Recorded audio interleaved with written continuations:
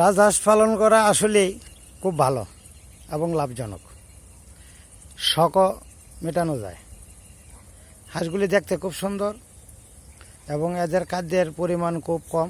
তোলা খাবার বা ধান খুব কম দিতে হয়, না দিলেও চলে। ঘাস খেয়ে ওরা জীবনযাপন করে। এদের রোগ ব্যাধি অনেক কম। যারা রাজহাঁস পালন করতে ইচ্ছুক বা যাদের শখ আছে তারা অবশ্যই পালন করবেন, দেখবেন এটা খুব লাভবান। রোগ নাই বললেই চলে। এরপরও আমরা মাঝে মধ্যে চিকিৎসা করে থাকি, কিন্তু এদের রোগ ব্যাধি খুব কম। ঘাস খেয়েই জীবন ধারণ করে, বাসমান পানিতেই থাকে। এই যে দেখেন, এই যে বাসমান পানির উপরে যে গাছগুলি আছে ওই গাছগুলিকেই ওরা জীবন যাপন করে।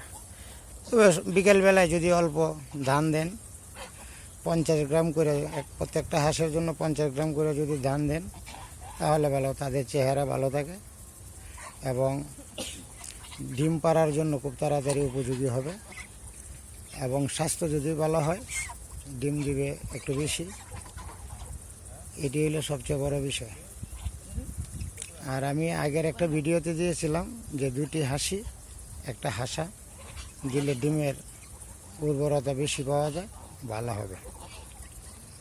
তা আপনারা যদি রাজহাঁস পালন করে 2টি হাঁসি একটা হাঁসা, এর জন্য খুব ভালো হবে।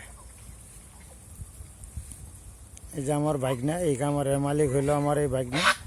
এই যে হুন্ডার উপর দাঁড়ায় আছে আমার এই ভাগ্না, এই খামারের মালিক উনি। এখন বর্তমানে আমার ভাগ্না খুব স্বাবলম্বী, হাঁসের খামার করে। এখানে হাঁস আছে 200 হাঁসের মধ্যে 60টা হইল ওই হাঁসা আর 140টা হইল হাঁসি। আরও 20টা হাঁসা আনা হবে। এতে করে দেখা যায় 160টা। প্রথমবারে মনে করেন 10টা ডিম দিবে, 160টা 1600 বাচ্চা আছে। 100 বাচ্চাও যদি ক্ষয়ক্ষতি হয়ে যায় এবং মারা যায়, 1500 বাচ্চা থাকবে। 1500 বাচ্চা, এক একটা হাঁসের দাম 3000 টাকা যদি হয় তাহলে 3 লাখ টাকা। 100 হাঁসের দাম 3 লাখ টাকা। এখন 1500 যদি থাকে 3×15 45 লক্ষ টাকা, সহজ হিসাব।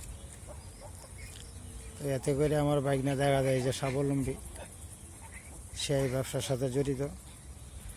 আমি খামারটা এই শখের বসেই আমার ভাগ্নে লালন পালন করতেছে, আর আমি দেখতে আসলাম আমার ভাগ্নের সাথে।